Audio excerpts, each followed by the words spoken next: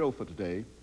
The topic is the athletic program at Tennessee State University, and we're talking to the athletic sports information director at Tennessee State University, Mr. JFranks, and the volunteer coach with the Tennessee State University football team, Mr. FMetcalf.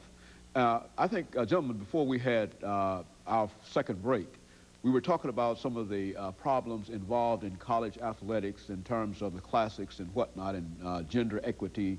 But now let's, during the last part of this show, the last 5 minutes that we have, let's give both of you an opportunity to talk about some of the things that you'd like to talk about, some of the things that we've not talked about. And I think one of the most important things is to talk about agencies.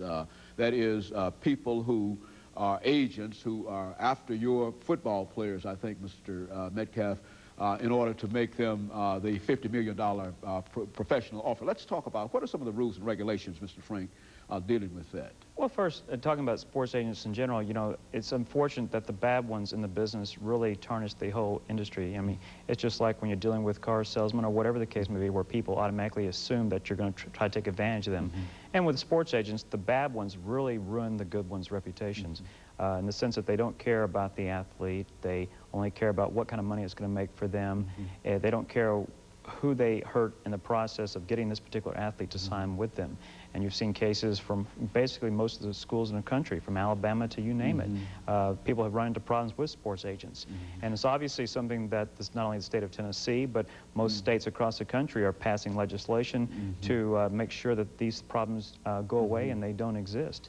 It's definitely a problem that's really occurred probably in the last 10 years. I'm sure it's a situation you probably never had to go through too much when you were in the 50s or 60s. No, not at all. As a matter of fact, very few scouts, you know, were looking at our players, even though we had some very talented football players.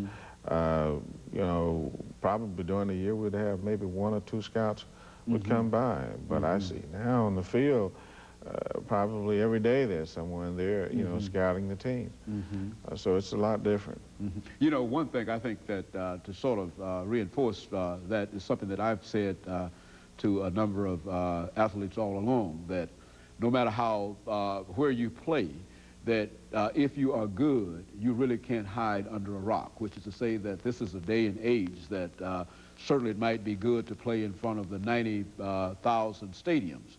But if you are good, you see that no matter where you are, or how large your school is or whatever, somebody will find you. And so I think that in that sense, it gives more people an opportunity to become involved in the game. Well, Tennessee State had, of course, had its first player in the NFL drafted in 1961. And each year since then, except for one, we've had either a player drafted or signed as a free agent. So as you were talking about, if you have talent, people are going to find that. But I think a lot of times the young men today are too eager to go for the money. There's just too much money out there. It's basically football, baseball, basketball. It's turned into a business. And I think that, you know, life is too short. You don't have to rush these things. You know, it's important. I still believe in going to school for 4 years, getting your degree, and then if you do have a professional career, fine, you know, proceed with that. If not, use your degree and make something out of your life. I still believe in that. Coach Metcalf, I think you've indicated that before, when you played, that nobody really sought you out or whatnot. But now, what about professional teams? Blacks were involved in professional football to a limited degree, certainly not as they are involved today. But what about some of the professional opportunities during that period? Well, certainly, when I was there, we had several scouts come by. Of course, none of the players were drafted, but they got an opportunity to sign on as free agents, to go to teams like the Giants, the Eagles, and of course other teams. And even some of the guys went to Canadian football. But we were never involved with the draft. As Mr. Franks pointed out, I think the first draft we had from TSU was in 1961, of course, and there things started to change.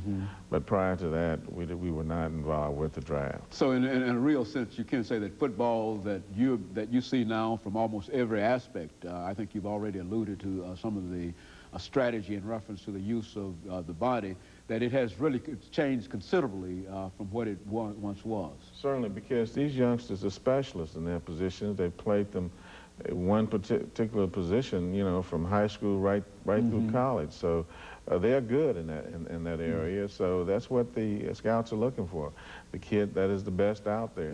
And as you pointed out, you really don't have to go to a large university to be seen or be drafted. You can go to most schools and be sought after and be drafted into the NFL. Very good. Mr. Frank, we've got about a minute before we end our show for today. Do you have any final comments about some of the things that perhaps we've not talked about? And if you'll do that in about 10 seconds, we'll give Coach Metcalf 10 seconds, and we'll call it quits for today. Well, I was just going to say that everybody knows about football and basketball and track at Tennessee State, but I encourage everyone watching this morning to come on out and support the other programs as well, whether it be volleyball or softball, whatever the case may be, because they're giving their heart and their effort. And of course, a question for you, Mr. Metcalf, do you enjoy what you're doing now as a volunteer with the team? Very much so, and I encourage others to come out and volunteer and to give something back to the university. Very good. It is certainly a pleasure, and I've certainly enjoyed it. Very good. And let me thank both of you for coming by and giving us that excellent information about the athletic program at Tennessee State University. And let me encourage you to tune in again next week for another informative edition of Comments. Thank you and good morning.